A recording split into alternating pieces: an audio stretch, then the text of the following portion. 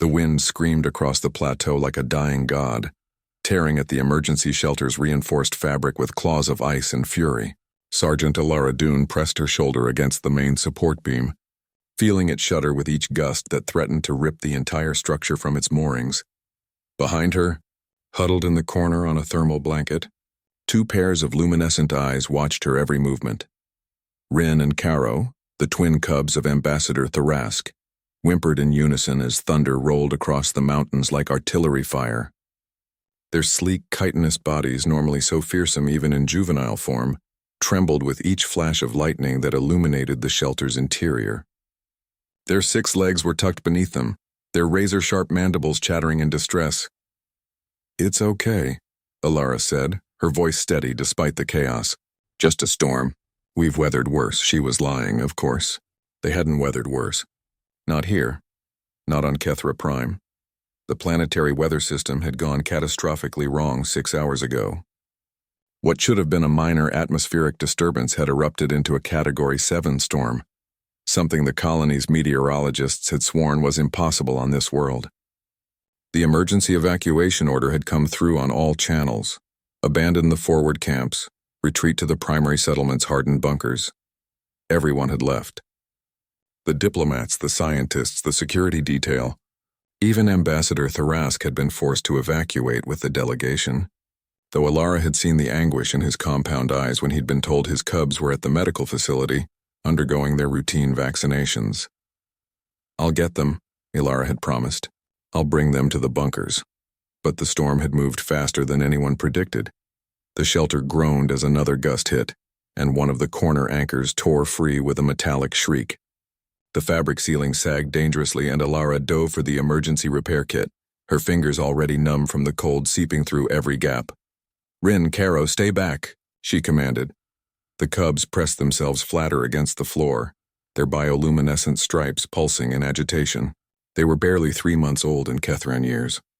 Apex predators in the making, but still children. Still terrified. Alara worked with practiced efficiency, her medic training translating well to emergency repairs.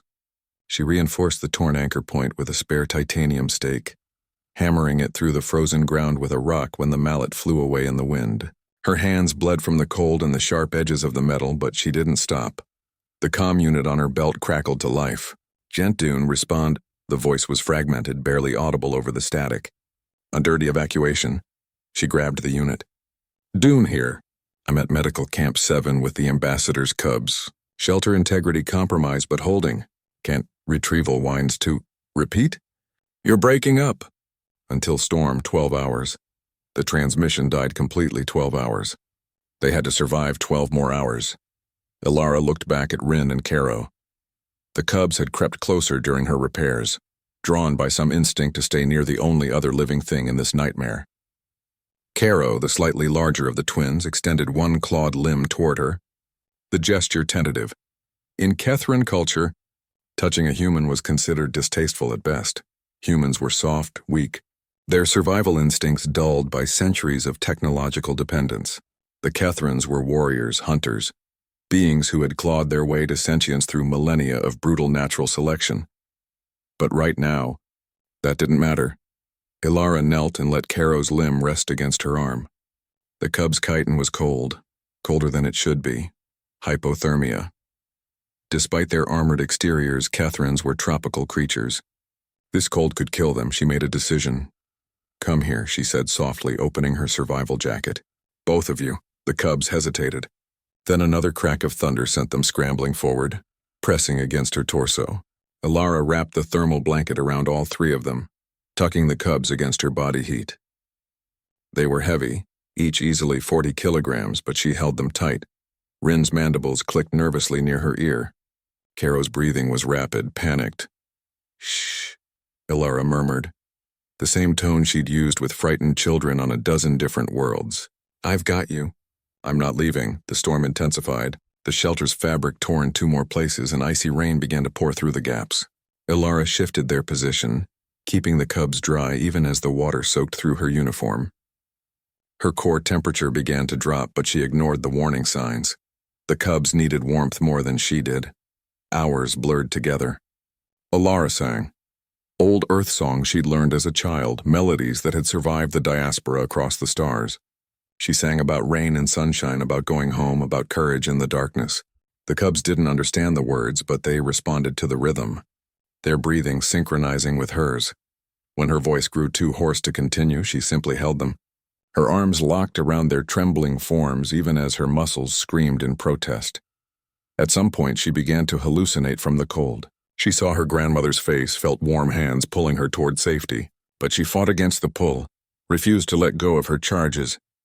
"Not leaving?" she whispered through cracked lips. "Promised."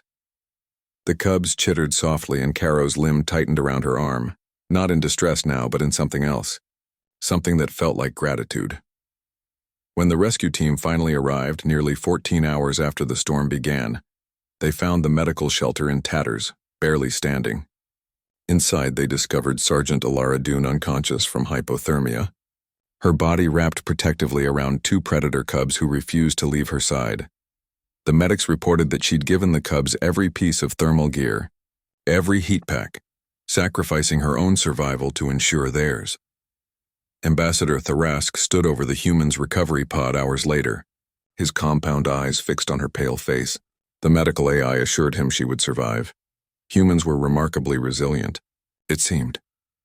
His cubs sat vigil beside him, their bioluminescent stripes pulsing in a pattern that meant protection, loyalty, family. The ambassador reached one limb toward the pod's surface, his voice quiet. "The Council has always wondered what makes humans so dangerous," he said to his aide. "We studied your wars, your history, your capacity for violence." He looked at his cubs, then back at the sleeping human. "But we never understood. It's not your capacity for violence that makes you fearsome. It's this: your refusal to abandon those you've sworn to protect, even when logic demands otherwise. Your ability to find strength not in your weapons but in your promises." The aide shifted uncomfortably. "She could have died, Ambassador." "Yes," Tharask agreed. "But she didn't, because humans don't know how to quit. They don't know how to leave their people behind." He touched the pod gently, a gesture of deepest respect. "That," he said, "is what makes them terrifying and irreplaceable." When Alara Dune woke 3 days later, the first thing she saw was two young faces, one human doctor, and behind him, two sets of luminescent eyes that brightened with recognition. The cubs had refused to leave her side, just as she had refused to leave theirs.